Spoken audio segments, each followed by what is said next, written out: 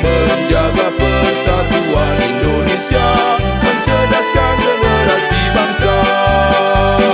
SMK Yamin masa depan kita, SMK Yamin harapan kita, SMK Yamin itulah panggilan